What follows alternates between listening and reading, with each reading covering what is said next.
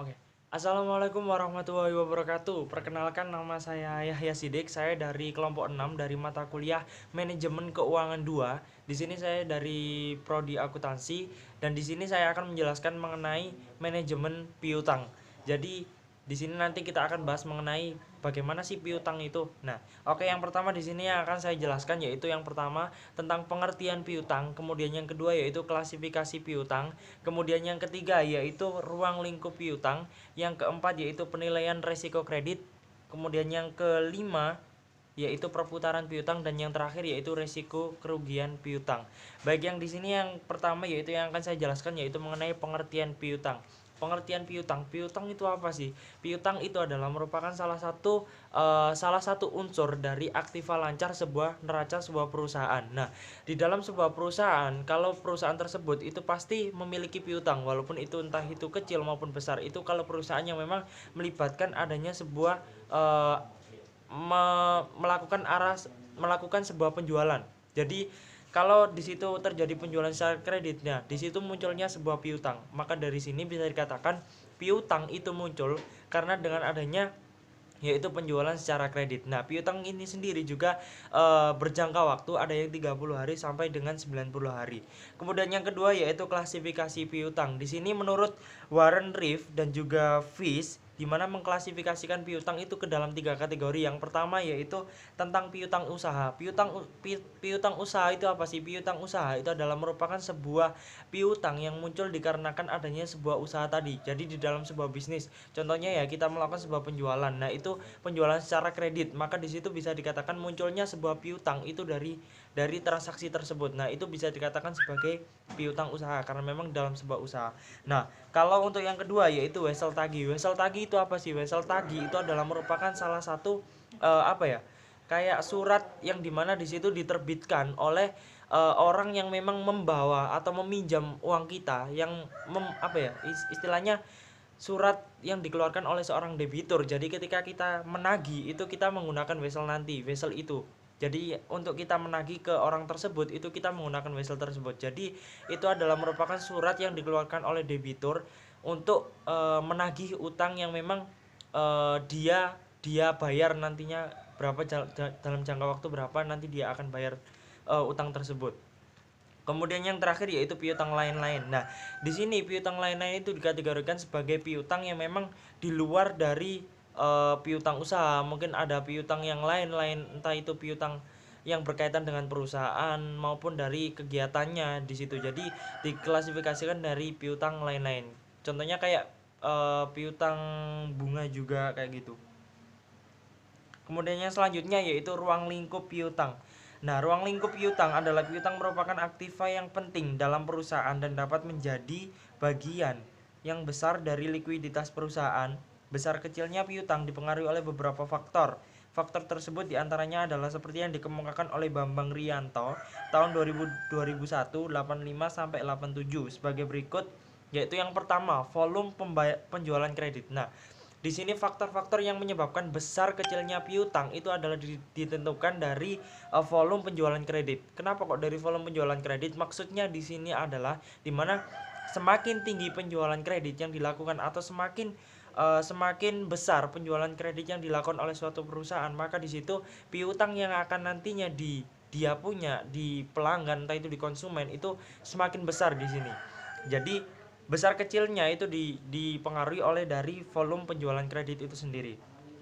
Kemudian yang kedua yaitu syarat pembayaran. Nah, besar kecilnya sebuah piutang itu juga diakibatkan karena adanya sebuah termin syarat pembayaran.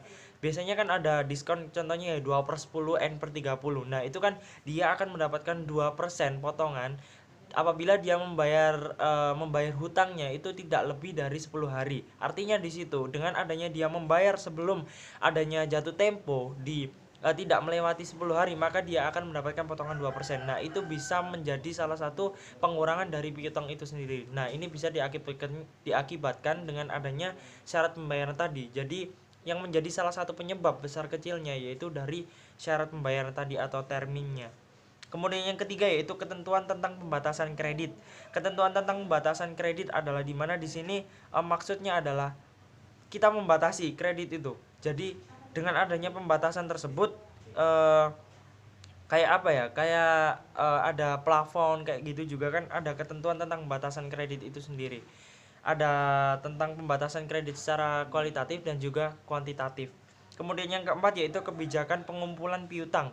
Maksudnya di sini apa sih kebijakan pengumpulan piutang? Biasanya kan kita tahu bahwasanya di dalam sebuah bank maupun di dalam sebuah koperasi itu kan biasanya terdapat orang yang memang kalau menagih utang itu kan ada yang lewat debt collector maupun ada yang memang kita membayar sendiri. Jadi kita sebagai seorang debitur kita membayar sendiri ke bank tersebut. Itu adalah merupakan sebuah kebijakan dari pihak bank tersebut atau maupun dari koperasi tersebut. Jadi kalau memang kita menggunakan debt collector, kalau kita memang dalam pengumpulan piutang itu sendiri kita menggunakan debt collector, maka di situ bisa dikatakan bahwasanya kita perlu biaya yang cukup, maksudnya biaya tambahan di situ karena memang kita memberikan gaji kepada orang yang memang dalam mengumpulkan piutang itu sendiri.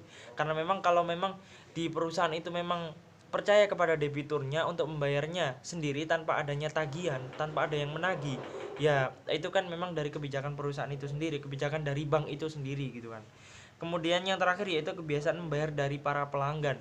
Jadi di sini dari para langganan. Jadi di sini kebiasaan membayar dari langganan itu sendiri.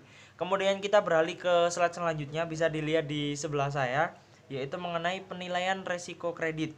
Penilaian resiko kredit menurut Undang-Undang Perbankan Nomor 10 Tahun 98, pengertian kredit adalah penyediaan uang atau tagihan yang dapat dipersamakan dengan itu berdasarkan persetujuan atau kesepakatan pinjam meminjam antara bank dengan pihak lain yang mewajibkan pihak meminjam untuk melunasi utangnya setelah jangka waktu tertentu dengan pemberian bunga.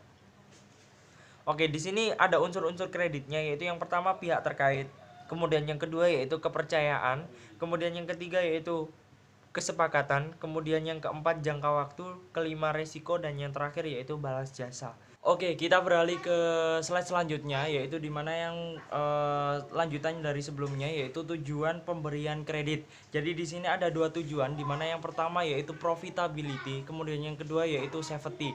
Profitability ini maksudnya apa sih? Jadi tujuan dari pemberian kredit itu adalah salah satunya yaitu mencari keuntungan. Jadi dengan adanya adanya pemberian kredit itu sendiri kan kita bisa tahu bahwasanya di bank atau di perusahaan itu kan pasti kalau kita meminjam uang itu di situ pasti ada bunganya. Nah, disitulah titik di mana keuntungan itu yang menjadi salah satu tujuan dari perusahaan itu sendiri ataupun bank itu sendiri.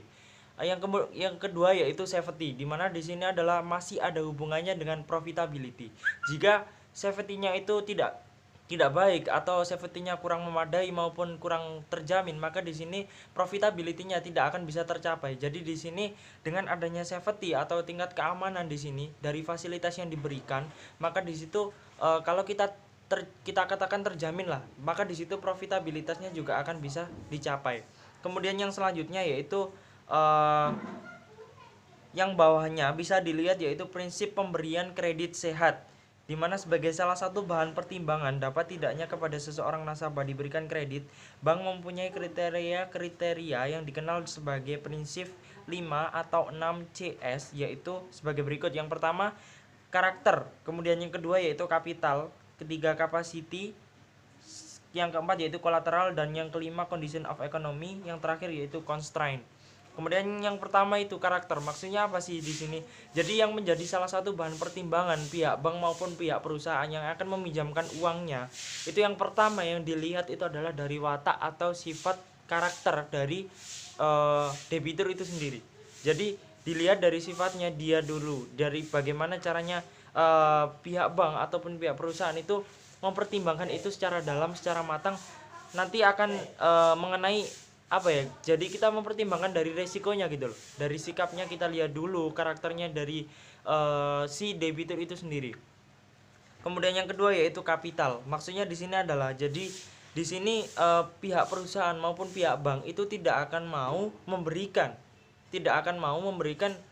bukan gitu ya, maksudnya itu kayak gini, yang menjadi salah satu prinsip itu kan biasanya di dalam sebuah usaha itu kan pasti dia di situ kan pasti melibatkan, contohnya ya kita meminjam uang di bank gitu ya, kita mempunyai usaha. Nah, di modal sendirinya itu tingkatnya itu gimana, maksudnya itu rendah atau tingginya itu dilihat dari situ. Jadi itu yang menjadi salah satu prinsip pertimbangan dari pihak bank itu sendiri maupun dari pihak perusahaan itu sendiri. Yang menjadi salah satu pertimbangan yaitu modal sendiri yang dipakai dalam sebuah usaha itu. Kemudian yang ketiga yaitu kapasitas dari dia mencari laba. Jadi dalam kapasitas dia mendapatkan laba itu bagaimana, tingkat keuntungannya nanti seberapa. Jadi di situ dari kapasitasnya dia mendapatkan sebuah laba atau mendapatkan keuntungan itu menjadi salah satu bahan pertimbangan pihak bank itu sendiri maupun perusahaan. Kemudian yang keempat yaitu kolateral. Kolateral yaitu di sini adalah merupakan sebuah jaminan. Jadi jaminannya itu apa sih untuk bank itu sendiri maupun dari pihak perusahaan itu sendiri? Setelah kita mengeluarkan uang, setelah kita melepaskan uang kita, nah orang itu memberikan jaminan kepada kita. Jadi kolateralnya di situ. Kemudian condition of economy. Jadi di sini juga dilihat lah ya, pastinya dari ekonominya juga, dari orang itu sendiri bagaimana sih kondisi ekonominya, apakah kondisi ekonominya baik maupun apakah kondisi ekonominya buruk. Jadi itu menjadi salah satu pertimbangan dari pihak bank itu sendiri maupun perusahaan. Kemudian yang terakhir yaitu constraint. Constraint ini di sini mungkin di dalam sebuah perusahaan ya menjadi salah satu pertimbangan constraint yang constraint lah intinya. Kemudian yang ke slide selanjutnya yaitu perputaran piutang. Kelancaran penerimaan piutang dan pengukuran baik tidaknya investasi dalam piutang dapat diketahui dari tingkat perputarannya. Jadi tingkat perputarannya ini sangat-sangat penting dari perputaran piutang itu sendiri dalam sebuah perusahaan maupun di dalam bank itu sendiri. Kemudian perputaran piutang adalah masa-masa penerimaan piutang dari suatu perusahaan selama periode tertentu. Perputaran piutang akan menunjukkan beberapa kali piutang yang timbul sampai piutang tersebut dapat tertagih kembali ke dalam kas perusahaan. Jadi di sini perputaran piutang intinya itu sangat berperan penting lah. Bagaimana caranya kita bisa mengetahui perputaran piutang di dalam perusahaan kita, itu kita harus tahu di situ karena memang itu berpengaruh bagi perusahaan itu sendiri maupun bagi kondisi perusahaan ke depan gitu loh. Jadi tidak hanya sekarang saja tapi juga ke depan. Perputaran piutang itu sangat berperan penting di sini. Kemudian kita beralih ke slide selanjutnya yaitu resiko kerugian piutang. Di mana resiko kerugian piutang itu adalah terdiri dari beberapa macam, yaitu yang pertama resiko tidak dibayarnya seluruh tagihan piutang. Jadi yang pertama ini kan kita tahu bahwasanya dalam sebuah perusahaan itu kan pasti ada maju mundurnya, ada jadi tidak selalu jalan gitu loh. Jadi di dalam suatu perusahaan itu pasti ada geronjalan maupun pasti ada ujian di situ. Jadi di dalam sebuah perusahaan itu biasanya kan ada yang terjadi, contohnya gini ya. Perusahaan tersebut tidak bisa membayar piutang dikarenakan perusahaan itu bangkrut maupun ada terjadinya insiden yaitu kebakaran atau apalah yang mengakibatkan perusahaan tersebut mengalami kebangkrutan. Jadi di sini resiko tidak dibayarnya seluruh tagihan piutang. Kemudian yang kedua yaitu resiko tidak dibayarnya sebagai piutang.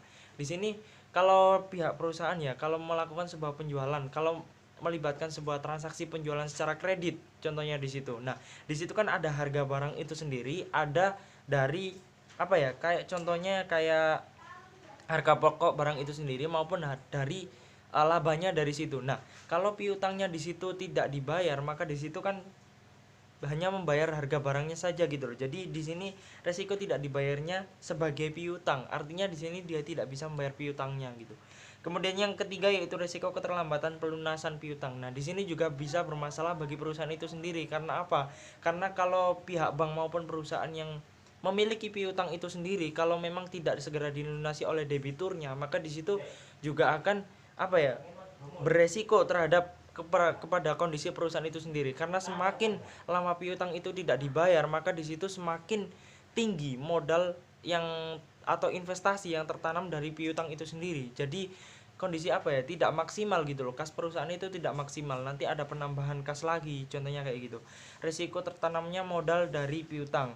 Nah, itu resiko tertanamnya modal dari dan piutang. Jadi tertanamnya modal kalau terlalu banyak di piutang itu juga nggak baik juga gitu loh bagi perusahaan. Jadi kalau alangkah baiknya piutang itu memang ada jangka waktunya dan di situ harus dibayar tepat waktu itu. Memang kalau tidak berisiko ke perusahaan itu sendiri gitu kan.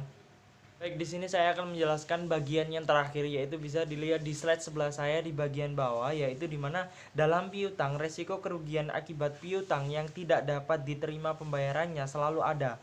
Nah, ada dua metode penyisian piutang di sini, yaitu yang pertama adalah metode penghapusan langsung dan juga yang kedua yaitu metode penyisian maupun atau cadangan. Jadi di dalam sebuah perusahaan itu kalau memang terdapat piutang ya, kalau memang sekiranya tidak dapat ditagih itu sudah langsung dihapus. Jadi di sini walaupun nanti dalam jangka waktu beberapa waktu nanti perusahaan tersebut akan membayar lagi atau itu nanti akan diolah dari pihak pencatatannya sendiri. Jadi di sini ada dua metode, yaitu metode penghapusan langsung dan juga metode penyisian maupun dari cadangan itu sendiri.